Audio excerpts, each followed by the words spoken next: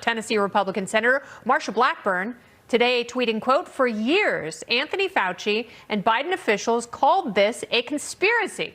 Dr. Fauci had the good sense to retire back in December, but will people like him ever face the music?" Joining me now to discuss, Senator Marsha Blackburn herself. Welcome back to the show, Senator. Good to be with you, Kennedy. And yes, this is something people in Tennessee are talking about. And this lab leak theory, they put it in there with, they said, well, you're wrong. It's conspiracy on Hunter's laptop, on big tech censorship, on lockdowns and the impact on our kids, and of course, the lab leak theory. And this is one of a long line of things where the leftist media has been wrong.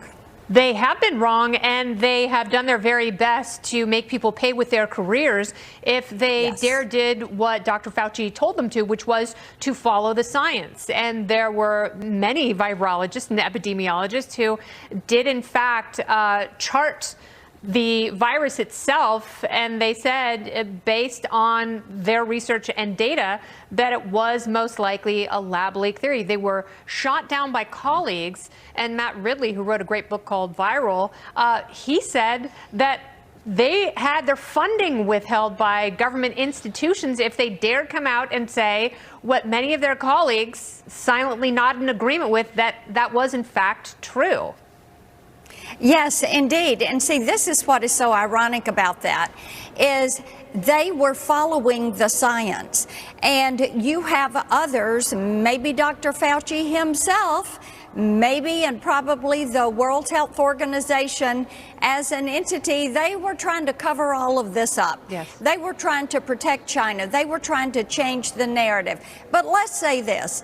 Let's say it could have come from the Wuhan lab or a lab in Beijing or Xinjiang or from Xi Jinping's basement. It does not matter. What we do know is China unleashed this on the world and then would not admit it, and therefore they would not help to clean this mess up. Over 1 million Americans lost their lives.